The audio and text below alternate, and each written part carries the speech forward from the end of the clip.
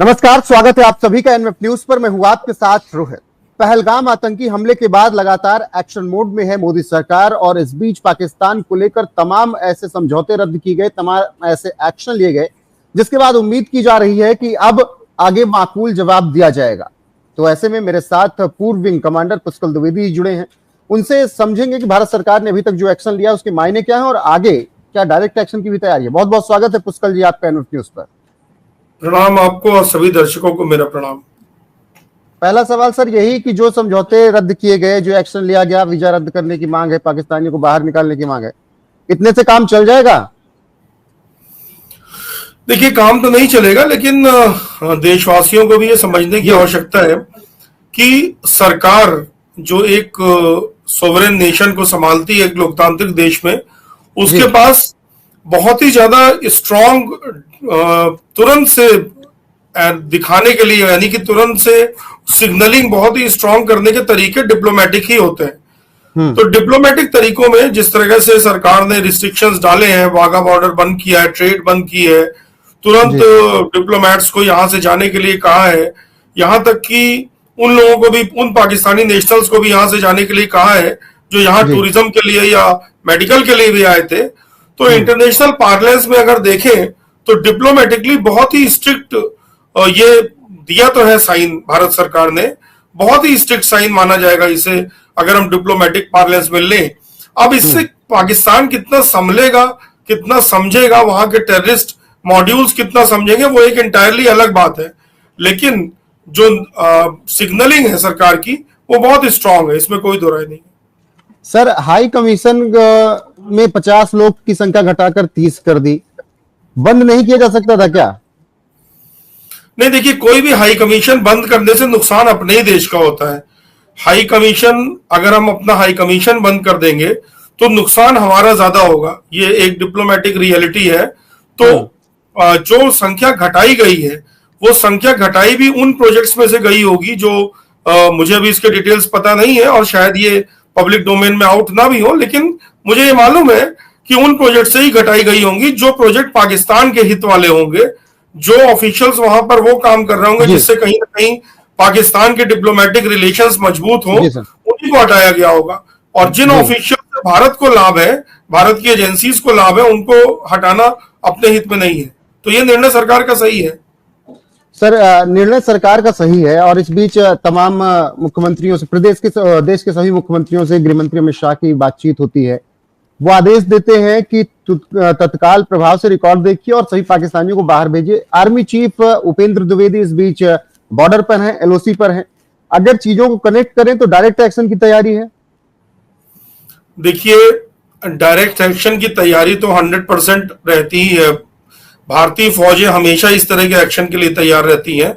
ये सभी देशवासी इस बात को समझ लें कि भारतीय सेनाएं इतनी ज्यादा रेडीनेस पे रहती हैं कि एनी टाइम जब भी इंस्ट्रक्शन मिलेगा उन्हें पॉलिटिकल, क्योंकि भारत एक लोकतंत्र है तो पॉलिटिकल इंस्ट्रक्शन चाहिए होते हैं, जैसे ही पॉलिटिकल इंस्ट्रक्शन मिलेगा तो भारत की सेनाएं तो हमेशा तैयार रहती हैं, उसमें कोई दो राय नहीं है।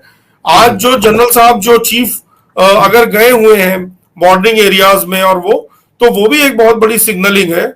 सिर्फ चीफ के जाने मात्र से ही आप देखिए पाकिस्तान में किस तरह से खलबली मची हुई है, क्योंकि ये भय उसको सता रहा है कि किसी भी समय एक्शन हो सकता है।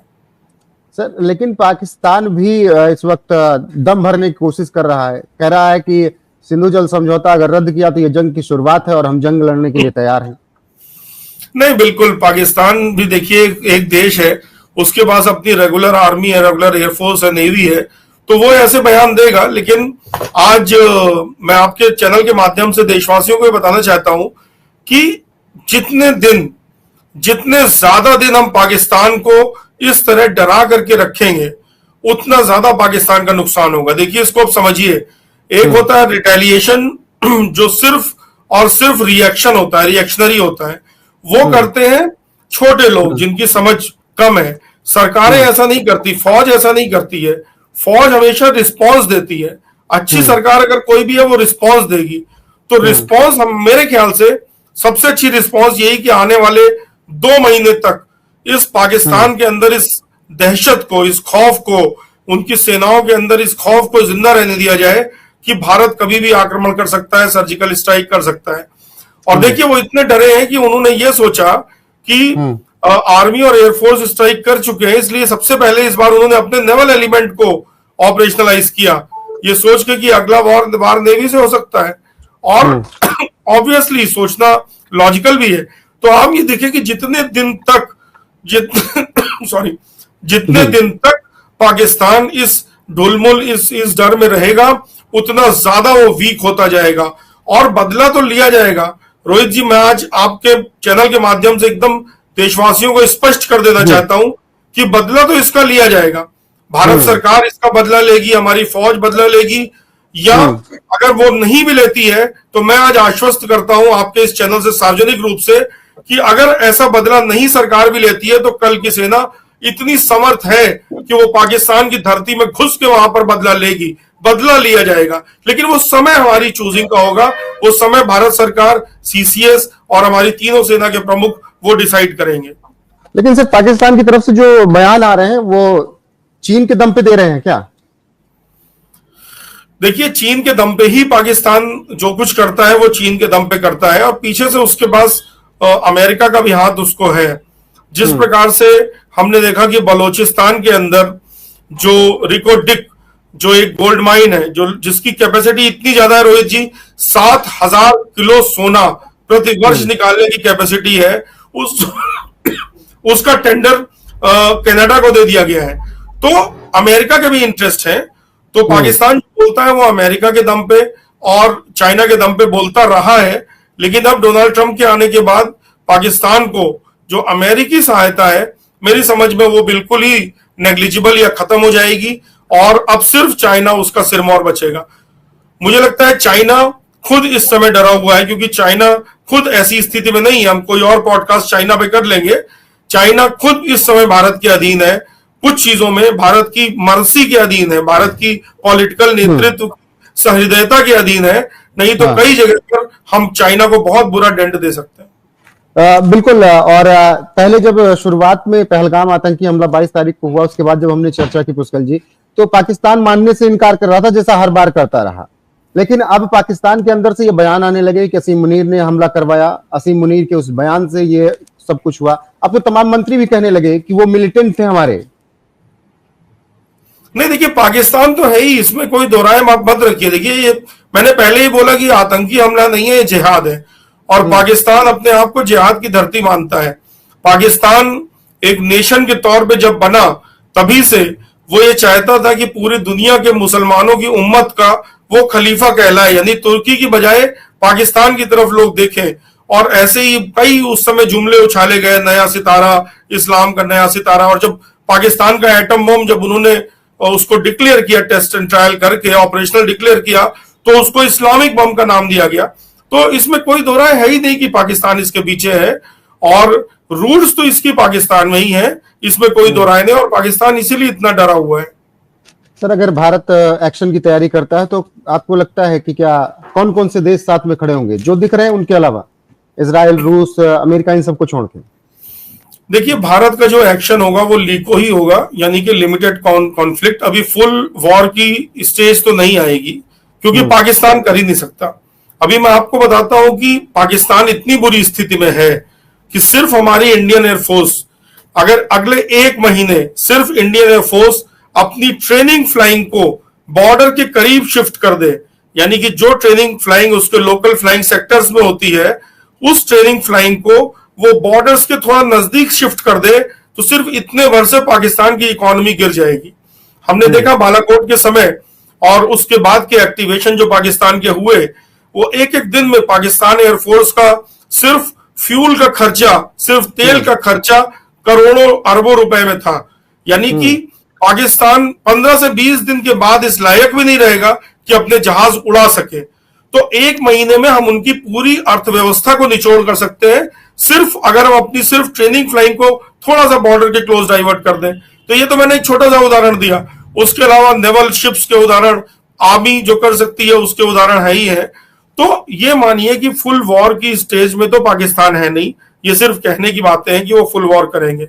और नहीं इस समय चाइना एटॉमिक बम की भी धमकी दे रहे हैं अब। नहीं, एटॉमिक बम तो धमकी देने के लिए बना ही है।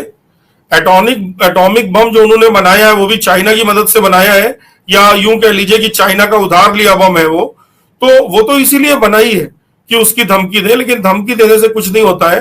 पाकिस्तान के अंदर इतनी कुव्वत नहीं है कि वो एटॉमिक बम का यहां पर हमारे भारत के अंदर किसी भी इलाके में प्रयोग कर सके। सर 65, 71, 99 वही असर होगा या उससे बुरा होगा अगर युद्ध होता है तो?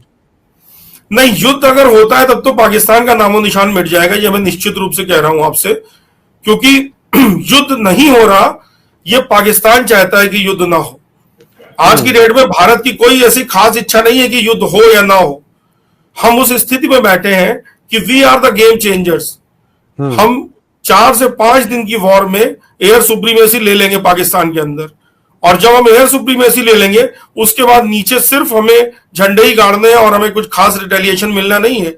रही बात चाइना की, तो चाइना का मुंह बंद करने के बहुत सारे तरीके भारत के पास है, वो मुझे यहां बोलने की जरूरत नहीं है। एमएचए और एमओडी के ऑफिसर्स उस मामलों को जानते हैं, तो चाइना भी इतना खुल करके उसका साथ नहीं अब दे पाएगा। बिल्कुल सर। और आखिर में मेरा फिर वही सवाल, सिंधु जल समझौते से लेकर क्या बार बार शिमला समझौते से लेकर कि बार बार ये कहा गया, उसमें लिखा गया कि द्विपक्षीय वार्ता होगी और फिर सीज फायर का उल्लंघन नहीं होगा, लेकिन पाकिस्तान तो आए दिन करता ही रहता है, तो फिर आज उसको इस चीज से मिर्ची इतनी क्यों लग रही है? सीज फायर का उल्लंघन तो वो हर दूसरे दिन करता है। देखिए, ऐसा है ना कि सिंधु जल समझौता में कुछ थोड़ी हम लोगों से भी कमियां रह गई हैं। भारत देश की जो चूंकि हिंदू प्रधान देश है ये, तो यहाँ की पॉलिटिकल लीडरशिप हमेशा हिंदू ही रही है। एक हिंदू डीएनए में एक बहुत बड़ी चीज होती है सरलता, क्षमा और दया दिखाने का भाव।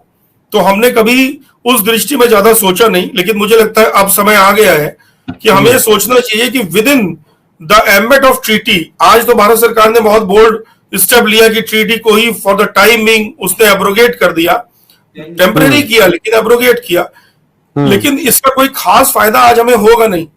आज हम एब्रोगेट करके भी उस स्थिति में नहीं है कि पाकिस्तान के ऊपर हम डिजास्टर ले आए। तो हमको अपना इंफ्रास्ट्रक्चर डेवलप करना पड़ेगा। 10 से 12 साल की एक विजन बना करके हमें 2 पॉइंट्स में काम करना होगा। एक तो हमें अपने रिजर्वायर्स डेवलप करने होंगे वेस्टर्न नदियों पे, जो कि पाकिस्तान के इस ट्रीटी के अनुसार पाकिस्तान के चेनाब, झेलम और सिंधु जो पाकिस्तान के खाते में आती हैं, उन पे हमको अपने रिजर्वायर डेवलप करने होंगे। अपने 50 मेगावाट से कम पावर के हाइड्रो पावर प्रोजेक्ट लगाने होंगे, खूब सारे लगाइए आप, क्योंकि वो ट्रीटी के अंदर अलाउड है। ये ट्रीटी अलाउ करती है कि भारत 50 मेगावाट से कम हाइड्रो पावर लगा सकता है, और कितने लगाएगा इसकी कोई गिनती नहीं है। आप लाइन से लगा दीजिए प्रोजेक्ट्स, और इस इंफ्रास्ट्रक्चर को डेवलप कीजिए कि जब आप चाहें तो within the ambit of treaty ही आप पानी को रेगुलेट कर लें। That is one. सेकेंड चीज कि हमें टनल्स डेवलप करनी पड़ेंगी जो कि झेलम और चेनाब के पानी को रावी और ब्यास तक ले जाए, और that is a very easy project. जब हमने नत्था टॉप की पहाड़ियों को काट करके किलोमीटरों लंबी टनल बना दी, अटल टनल बना दी हमने, तो हमारे लिए बड़ा काम नहीं है, सिर्फ पॉलिटिकल एक बार विल लेने की जरूरत है। और जैसे ये टनल्स बनेंगी तो लीगली हम चेनाब और झेलम के पानी को हम रावी और ब्यास में मिला सकेंगे, यानी कि इस ट्रीटी के रहते हुए भी हम पाकिस्तान को डैमेज कर सकेंगे। और जिस दिन हमने टीटी एब्रोगेट की, जो जैसे हमने अभी आज की है, तो हम उस कंडीशन में होंगे कि हम अगले 3 से 4 दिनों में ही पाकिस्तान की पूरी तरह से नब्ज पकड़ लें, उसका गला पकड़ लें। आज हम उस स्थिति में नहीं, तो थोड़ा हमें इस विषय में भी ध्यान देना चाहिए कि लॉन्ग टर्म विजन हमको इसमें डेवलप करनी पड़ेगी। बिल्कुल सर। और फिलहाल लगातार चीजें बदल रही हैं, हर एक घंटे में बदल रही हैं। अब देखते हैं कि आगे क्या कुछ होता है। आपका हमारे साथ जुड़ने के लिए बहुत बहुत शुक्रिया पुष्कल जी। बाकी जी एक चीज मैं जाते जाते कहना चाहूंगा देशवासियों को कि रोष बहुत है, गुस्सा बहुत है, इस गुस्से को पाल के रखिए। ये गुस्सा आतंक के खिलाफ नहीं, ये गुस्सा जिहाद के खिलाफ होना चाहिए, क्योंकि हमारे खिलाफ जो हुआ है वो जिहाद है। That is one. दूसरी बात, मैं फिर से आश्वस्त करना चाहता हूं कि भारत सरकार 100%, हमारी फौज, हमारी सेनाएं, भारत सरकार इसका बदला लेंगी, 100% लेंगी। और अगर किसी भी कारण से इसका बदला नहीं लिया जाता है सरकार द्वारा, तो कल की सेना 100% इसका बदला लेगी, और मैं इस बात के लिए पूरी तरह कमिटेड हूं। हम इसका बदला लिए बिना नहीं छोड़ेंगे उन्हें। बिल्कुल पुष्कल जी, बदला लिया जाएगा, और पूरा देश कह रहा है कि बदला लिया जाना चाहिए, और ऐसा बदला लिया जाना चाहिए कि पाकिस्तान की पैदा होने वाली नस्लें भी भारत की तरफ आंख उठाकर ना देख सकें। आपका बहुत बहुत शुक्रिया हमारे साथ जुड़ने के लिए। बाकी दर्शकों की राय क्या है बताएंगे जरूर। बने रहिएगा हमारे साथ, हर एक अपडेट आपको एमएफ न्यूज पर मिलती रहेगी। नमस्कार। नमस्कार, हर हर महादेव।